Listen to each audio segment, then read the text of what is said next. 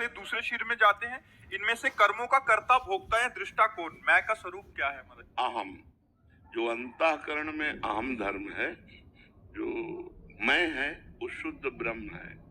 जो मैं के साथ जोड़ करके चिंतन जीवन में करता रहा, जैसे मन, बुद्धि, चित्त, अहंकार, ये अहंकार दर्पण की तरह है जो मैं का प्रकाश स्वीकार करता है। जैसे मैं पुरुष हूँ, मैं स्त्री हूँ, मैं विद्वान हूँ, मैं धनवान हूँ, मैं कुलवान हूँ, ये मान करके जितने कर्म शरीर के द्वारा हुए हैं उसी देहाभिमानी को भोगना पड़ता है। आत्मा निर्लेप है, निर्विकार है। सुख दुख का अनुभव मन को होता है, निश्चय बुद्धि करती है, चिंतन चित्त करता है, स्वीकृति अहम को होती है। वो अहम करता भोगता है, ना कि शुद्ध ब्रह्म। शुद्ध ब्रह्म तो केवल उस अहम में तदात्म होने के कारण फंस गया।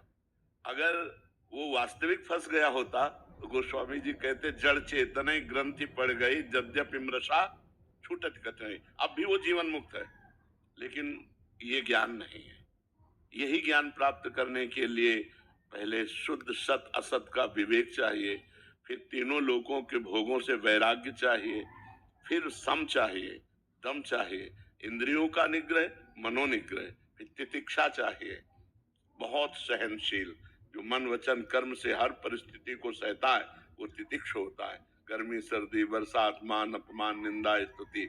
फिर श्रद्धा चाहिए, शास्त्र और गुरु के वचनों पर बिल्कुल दृढ़ विश्वास, फिर समाधान, ठीक तीर निशाने पे लगा हुआ, चित्त का इष्टाकार वृत्ति, भगवदाकार वृत्ति, प्रणवाकार वृत्ति, और फिर मुमुक्षुता, मैं मुक्त हो जाऊं, तब उसको ये ज्ञान होगा कि मैं मुक्त हूं। जीव कभी बंधा ही नहीं, जिसे जीव कहा गया वो बंधा ही नहीं, वो जीव कहा ही गया देहाभिमानी के कारण।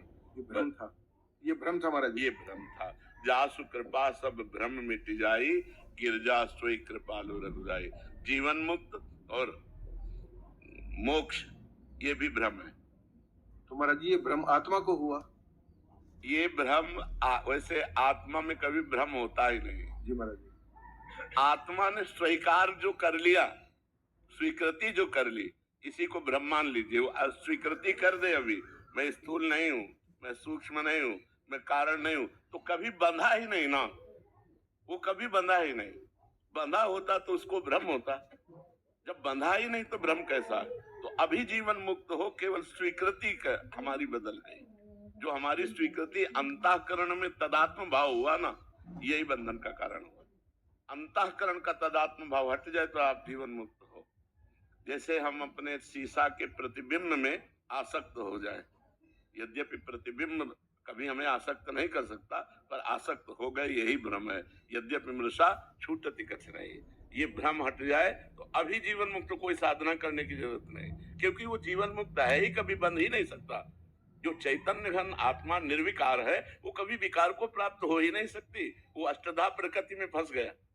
तो यही महाराज ये ऐसा लगता है कि ये क्या मतलब भैया, आत्मा के अंदर असर भी नहीं आता उसके ऊपर। अब जैसे अरे हम हैं भी बंधे हुए। हाथ जैसे चुंबक आम रख दे छुपा के, और इधर लोहे के यंत्र पड़े हो और उनमें हलचल हो, तो क्या चुंबक हलचल कर रहा है? क्या उसमें कामना है क्या कि हलचल हो जाए? उसके प्रभाव से हलचल हो रहा है। अब वो चुंबक चूंकि पर्दे में है, वो दृष्टिगोचर होने वाला है नहीं, वो हलचल इस पूरे पार्थिव शरीर में हो रही, उसी आत्म तत्व की हो रही। ये ज्ञान हो जाए कि हम तो कभी बंधे ही नहीं थे, तो अभी जीवन मुक्त है। पर ये ज्ञान नहीं है, हम बंधे हैं। ऐसा महसूस होता मैं पुरुष हूँ, ऐसा महसूस होता है मेरा हाथ है, ऐसा महसूस होता है मैं जी रहा हूँ, मैं मर रहा हूँ। बस यही भ्रम है। तो महाराज जी भजन के साथ में ये ज्ञान को भी लेना पड़ेगा साथ में? ज्ञान अपने आप उदय हो जाएगा, भजन के साथ ज्ञान लेने की जरूरत नहीं पड़ेगी।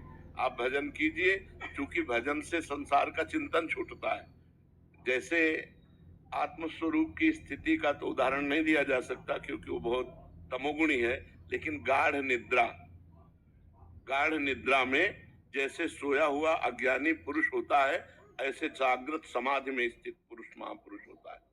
जागृत अवस्था में उसकी वो स्थिति होती है जो गाढ़ निद्रा में जो होती है कि कोई संकल्प विकल्प नहीं, कोई स्फुरण नहीं, पर वो तमोगुण से बुद्धि का लीन होना है और इसमें बुद्धि का ब्रह्म में लीन होना है।